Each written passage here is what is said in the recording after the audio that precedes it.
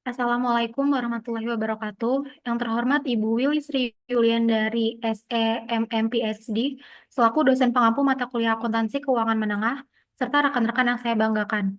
Perkenalkan, saya Intan Aulia dengan NIM 1040224001115 yang akan bertugas sebagai moderator dari kelompok 4 dalam prestasi proyek 2 dan rekan-rekan saya Diva Aprilia dengan NIM 1040224001103. Lalu M. Rizky Dwi JJ Anggara dengan NIM 1040224001106 dan Mutia Rahmi dengan NIM 1040224000126. Pada proyek kali ini, kami akan membahas mengenai laporan keuangan atau financial statement yang merupakan komponen utama dalam penyajian informasi keuangan suatu entitas. Presentasi kami akan mencakup 4 jenis laporan keuangan utama, yaitu yang pertama ada income statement yang nanti akan dipaparkan oleh Mutia Rahmi. Lalu yang kedua ada income statement with retained earnings yang akan dijelaskan oleh M. Rizky Dwi JJ Anggara. Lalu yang ketiga ada statement of financial position yang akan saya sampaikan sendiri. Dan terakhir ada statement of cash flow yang akan dijelaskan oleh Diva Aprilia. Baiklah, mari kita mulai pembahasan dengan materi pertama. Kepada Mutia Rahmi, dipersilakan. Baik, terima kasih untuk kesempatannya. Pada materi ini, case pertama, kita diminta untuk menyusun ulang laporan laba rugi milik Howell Corporation untuk tahun yang berakhir pada 31 Desember 2025, agar sesuai dengan standar pelaporan keuangan internasional yaitu IFRS atau International Financial Reporting Standard. Pada laporan laba rugi awal yang disajikan oleh perusahaan ini memiliki beberapa kesalahan penting antara lain. Yang pertama, eh, perusahaan ini tidak menunjukkan memisahkan antara pendapatan dan beban dari operasi berlanjut dan operasi yang dihentikan. Lalu yang kedua, pajak penghasilan tidak dijelaskan secara terpisah untuk masing-masing bagian. Lalu yang ketiga, tidak terdapat informasi earnings per share-nya, padahal perusahaan memiliki saham yang beredar. Lalu yang terakhir, penggunaan istilah yang tidak baku dalam IFRS seperti special item. Lalu di sini kami menyusun ulang kembali laporan laba rugi dengan struktur sebagai berikut. Yang pertama ada pendapatan. Pendapatan dari perusahaan tersebut adalah 895.000. Lalu pendapatan bunganya 19.500. Dengan total pendapatannya 914.500. Lalu di sini yang kedua ada bebannya. Yang pertama ada dari harga pokok penjualannya sebesar 408.500. Lalu yang kedua beban penjualannya 145.000. Lalu beban administrasinya 215.000. Dan yang terakhir ada beban bunganya 13.000 dengan total beban 781.500. Lalu yang ketiga ada laba sebelum pajaknya dengan total 133.000. Hasilnya didapatkan dari 914.500 dikurangi dengan 781.500. Lalu ada pajak penghasilannya sebesar 30%, itu dikalikan dengan 133.000, hasilnya menjadi 39.900. Lalu ada laba dari operasi berlanjutnya sebesar 93.100. Lalu di sini pada laporan perusahaannya yang kami dapatkan untuk laba bersih tahun berjalannya net income sebesar 65.100. Dengan earning per share-nya sebesar untuk operasi berlanjutnya 1,86.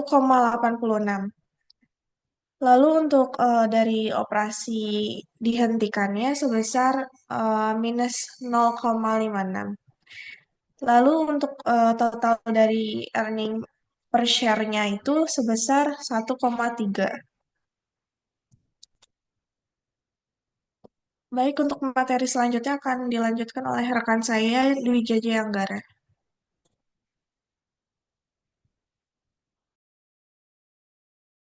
Baik, terima kasih atas kesempatannya. Kita lanjut pada case 2.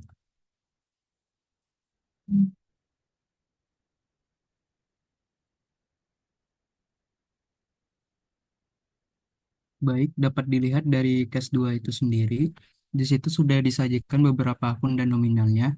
Kemudian untuk instruksinya sendiri, pada case 2 kita disuruh menyajikan income statement dan return earning tahun 2022, di mana ada informasi tambahan yaitu ada saham beredar sebesar 60.000.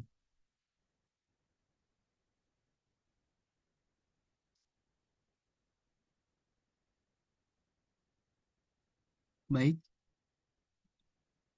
yang pertama kita disuruh menyajikan income statement.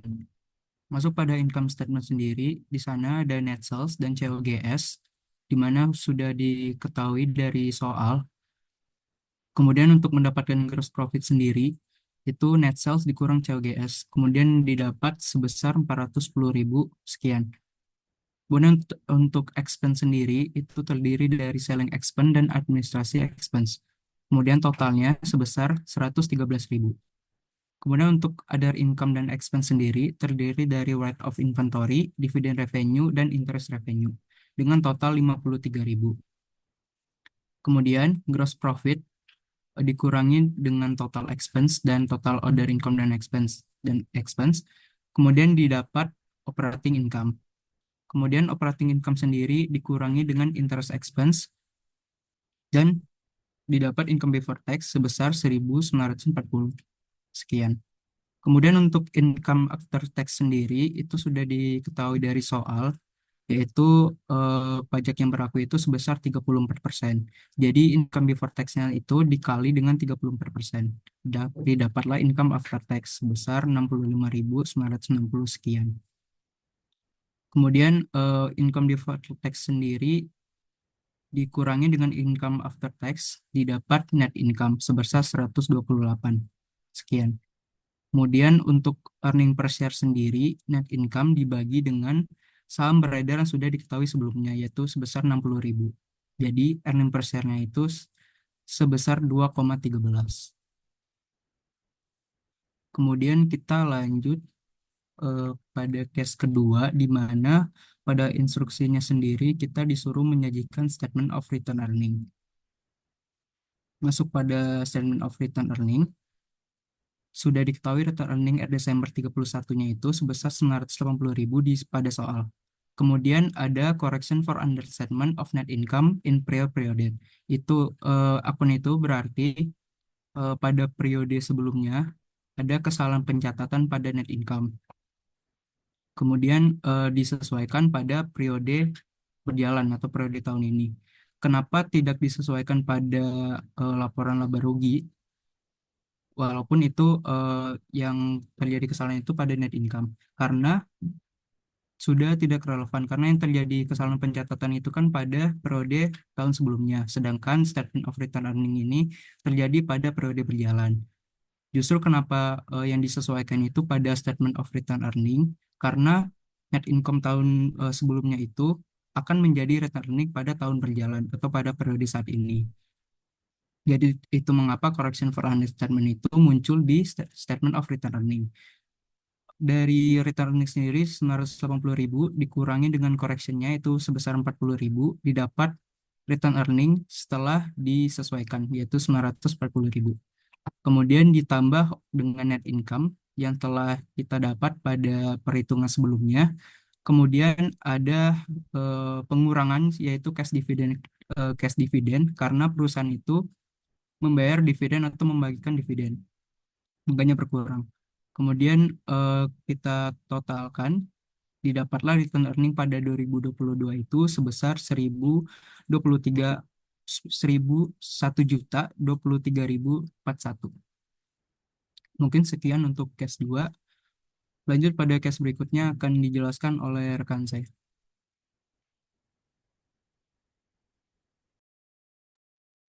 Baik, terima kasih atas kesempatannya. Pada case 3 ini kita diberikan data-data keuangan Leong Corporation setelah 1 tahun beroperasi, yaitu tanggal 31 Desember 2025.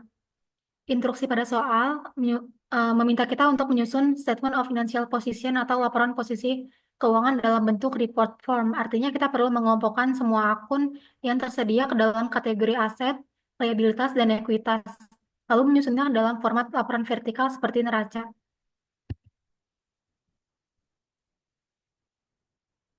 Sebelum masuk ke laporan posisi keuangan, kita lihat dulu perhitungan laba bersih dan retained earnings perusahaan.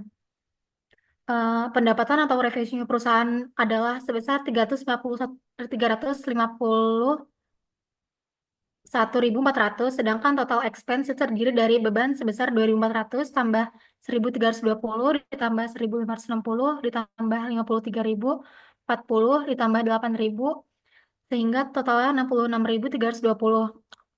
Lalu untuk menghitung net income kita kurangi revenue dan expense. Jadi 351.500 dikurang 66.320. Hasilnya 285.080. Lalu selanjutnya laba bersih ini dimasukkan ke dalam laporan perubahan ekuitas. Jadi ini retained earnings pada awal tahun itu adalah 0, ditambah laba bersih tahun ini sebesar 285.080, lalu dikurangi dividen sebesar 50.400. Sehingga retained earnings pada 31 Desember 2025 itu menjadi 234.680. Jadi nilai retained earnings inilah yang masuk ke dalam bagian ekuitas di dalam statement of financial position. Jadi pada financial of position ini kita mulai dari aset. Jadi total aset lancar sebesar 148.860 yang terdiri dari kas, inventory, prepaid advertising, dan perlengkapan. Lalu untuk aset tidak lancarnya itu terdiri dari tanah, bangunan, dan peralatan yang sudah dikurangi penyusutan. Total itu sebesar 252.720. Jadi total aset perusahaan itu adalah sebesar 401.580. Kemudian di bagian liabilitas, terdiri dari liabilitas jangka pendek sebesar 28.600 dan liabilitas jangka panjang yaitu bonds payable sebesar 78.000 sehingga total liabilitas itu adalah 106.900. Lanjut ke bagian ekuitas, terdiri dari modal saham biasa sebesar 60.000 dan retained earnings sebesar 234.680. Sehingga total ekuitas yang didapatkan tuh 294.680. Jika dijumlahkan, total liabilitas dan ekuitas itu adalah sebesar 401.580.000. Sama dengan total aset, artinya laporan posisi keuangan ini sudah seimbang dan sesuai dengan prinsip dasar akuntansi, yaitu aset sama dengan liabilitas plus ekuitas. Mungkin segitu pemaparan case 3, selanjutnya case 4 akan dijelaskan oleh rekan saya. Baik, terima kasih atas kesempatannya. Sesuai soal, di sini kita disuruh untuk membuat cash flow. Apa itu cash flow? Cash flow adalah jejak perjalanan kas perusahaan. Ini adalah aliran uang yang masuk dan keluar dari perusahaan, yang menggambarkan kemampuan perusahaan dalam mengelola sumber daya keuangannya. Lalu bagaimana langkah-langkah perhitungan cash flow? Yang pertama, kita mulai dari net income. Kita catat dulu laba bersih yang tercatat di laporan laba rugi. Lalu kita sesuaikan dengan yang tidak melibatkan cash seperti depresiasi dan amortisasi. Lalu yang ketiga, kita membuat kas yang terikat dalam perubahan piutang, persediaan, dan utang harus diperhitungkan. Misal piutang yang meningkat akan mengurangi kas yang tersedia. Lalu yang keempat, setelah penyesuaian, kita dapat menghitung total cash flow yang berasal dari aktivitas operasional. Ini memberi kita gambaran tentang likuiditas dan kinerja perusahaan dalam kegiatan utama. Lalu yang kelima, masukkan kas yang digunakan atau diterima dari investasi aset tetap dan pembiayaan eksternal. Ini memberi kita gambaran tentang pertumbuhan dan pengelolaan struktur model perusahaan.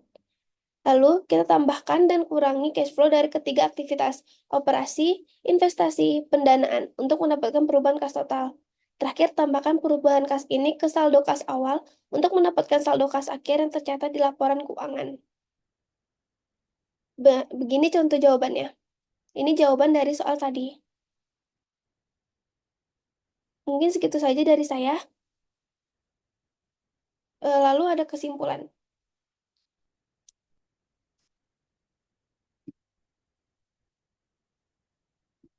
Nah, jadi laporan posisi keuangan neraca itu menunjukkan aset, kewajiban, dan ekuitas perusahaan pada waktu tertentu. Laporan keuangan merupakan alat penting dalam menganalisis kondisi dan kinerja keuangan perusahaan, terdiri dari beberapa komponen utama. Laporan ini memberikan informasi menyeluruh mengenai posisi dan aktivitas keuangan dalam periode tertentu. Misalnya, neraca menunjukkan aset, kewajiban, ekuitas perubahan pada suatu waktu tertentu. Lalu laporan laba rugi menampilkan pendapatan, beban, serta laba atau rugi perusahaan selama periode berjalan. Lalu laporan arus kas menggambarkan aliran kas untuk masuk dan keluar yang mencerminkan kemampuan perusahaan dalam mengelola kas. Dan terakhir ada laporan perubahan laba ditahan, memperlihatkan bagaimana laba bersih yang dihasilkan, digunakan atau disimpan setelah pembagian dividen.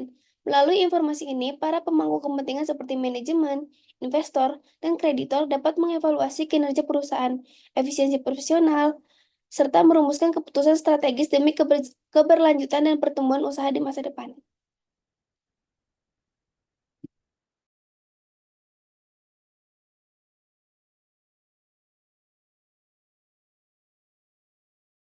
Demikianlah presentasi dari kelompok 4 mengenai laporan keuangan yang mencakup income statement, retained earnings statement of financial position, dan cash flow. Mohon maaf jika ada kekurangan dalam penyampaian. Terima kasih atas perhatiannya. Wassalamualaikum warahmatullahi wabarakatuh. Assalamualaikum warahmatullahi wabarakatuh.